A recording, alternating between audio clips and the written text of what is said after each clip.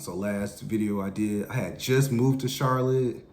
I had a job here, and yeah, I think 2 weeks after that job, I ended up stopping.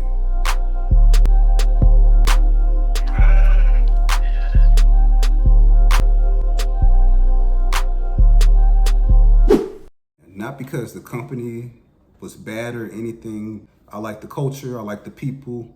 The training was fire. They're hiring a lot of people and their business is growing.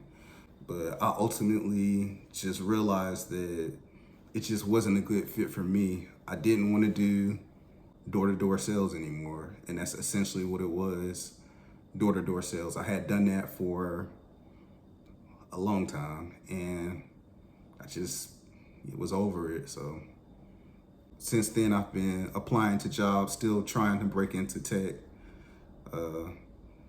I told you guys that I was doing a beta program because the guy reached out to me based off of my background, my insurance sales background, saying that I could get an account exec position.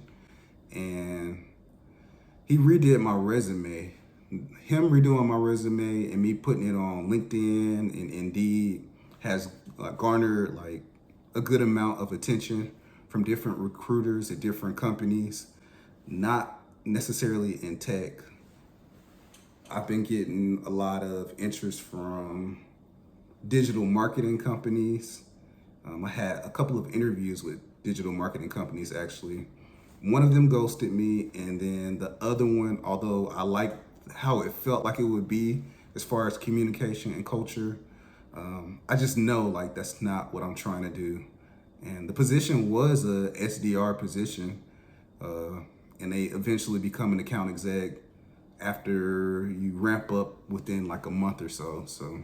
But yeah, I just hit them up and just told them like, it's B2B technically, but the clientele is more small mom and pop shops, people doing blue collar work, construction, landscaping, or not construction, but landscaping, roofing, things like that.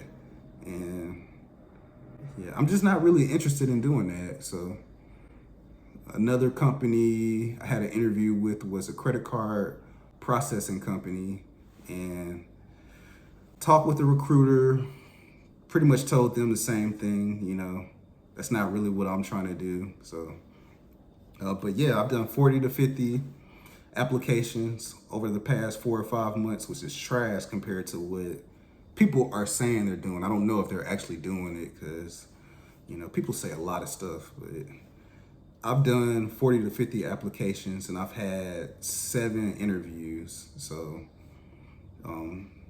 I've declined 3 of them. Let's see. Declined 3, got turned down by 2, and 2 of them ghosted me. So now one of them that declined me, man, let's talk about that. So it was a tech company. It was probably one of the first companies that I applied to using that resume. I applied on a website, and then I just started looking at what the company was, and I was like, yo, this is fire. I would definitely work here. The OTE for the job was gonna end up being like $90,000. So I'm like, $90,000 to be a SDR working remotely, I could work with that. So went through the first interview with the recruiter, passed that, went through the second interview with the SDR trainer. That was interesting because I got on just really super motivated to, have a great interview with him, and he gets on camera in his room, super laid back. I could see his bed. He's in a t-shirt and he's just like chilling. And I'm like, what? And kind of threw me off because I just didn't want to come off strong. So I brought my energy kind of down to try to match his energy. I say that for a reason. Past that one, the next interview was like a panel style interview.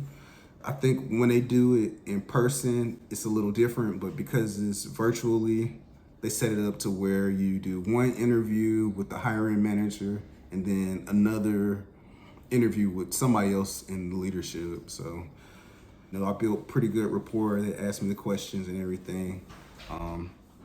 Hit the recruiter up and he was like, I think the consensus was it just, just the other folks showed up a little better as far as, higher energy, and, they just did the mock call better.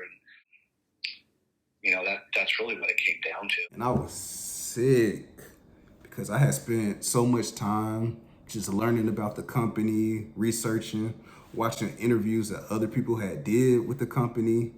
Just there were people reaching out to me. I was declining even having conversations because I just was knowing like I didn't pass the second interview. I'm on my third interview. There's no point in wasting anybody's time. And they just told me no. So yeah, I was crushed for like 2 days. I ain't do nothing as far as like looking for a new opportunity because it kind of took a lot out of me. That's wild. So after I got out my little funk, Oh, that was crazy. I got on LinkedIn Learning. I found a program and it was about pitching yourself for opportunity. It's by a lady named Jody Glickman. And that was probably one of the better pitching yourself videos that I found. It's really concise, and yeah, I adopted it immediately. Following that, I went to a recruit military event in Charlotte at the Bojangle Arena. I think that's what it's called, Coliseum. I don't know, whatever it's called. I went there to Bojangles Arena in Charlotte, and yeah, most of the companies that were hiring at that event are looking for people who do manual type work, basically a whole bunch of stuff I'm not doing. So, but I did connect with a few people who had opportunities that I would be interested in, like recruiting. It was actually a guy who stopped me. He was like, yo, you present really well. Let me see your LinkedIn. So I pulled my LinkedIn up and he's like, man, your shirt looks like you finna go like on a safari or something. The difference between what you're wearing in this picture and you making 6 figures or whatever is, put on the suit, put on the tie, put on the white shirt. And, I was like, you know what? Try it. So I updated my LinkedIn, with the picture, whatever. Because it doesn't hurt. I know a lot of tech people are way more laid back, so the advice he was giving me was more corporate, but doesn't hurt to try it. So as things stand now, I have 2 interviews, one tomorrow with the tech company for an SDR role, and then I have another one Monday with a tech company for an account exec role. I also have an interview pending for one of the top banks, not necessarily what I'm looking for, but right now I'm kind of keeping my options open, I'll say. So saw an Instagram live from somebody who did the boot camp for like the QA tester, I think it was. And he said that he did 1,000 applications and had 6 interviews before he got his job. And to me, when he said that on the interview, I just turned it off immediately. I think that's a little absurd to do that many applications to get, even though he ultimately ended up getting a job, like just that amount of work, it just doesn't really speak highly to the success of the course. Cause I know with me, I'm not doing 1,000 like applications. Like, I'm sorry. Like, that's crazy to me. Some people will, he did, but man, there's no way that you should have to do that many applications. And just to get 6 interviews, like, yeah, sounds obscene, insane, absurd.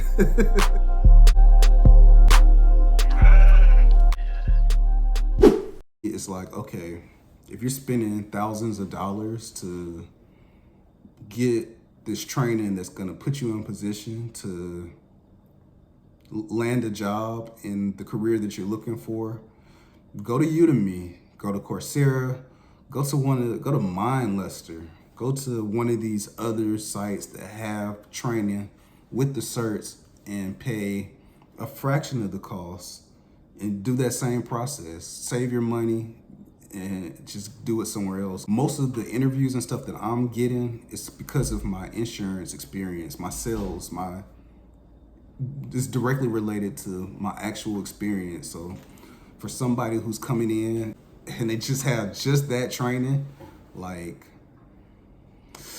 I don't know, man. I think a lot of the stuff that's out there is talking about earlier on when, this wasn't as popular as it is now, where people were hip to it, so there's more competition. Between the two popular boot camps, I would say go with the one that costs less, because it costs less and some of the coursework that they do, based off of the feedback that I got from an actual tech company, seems more relevant.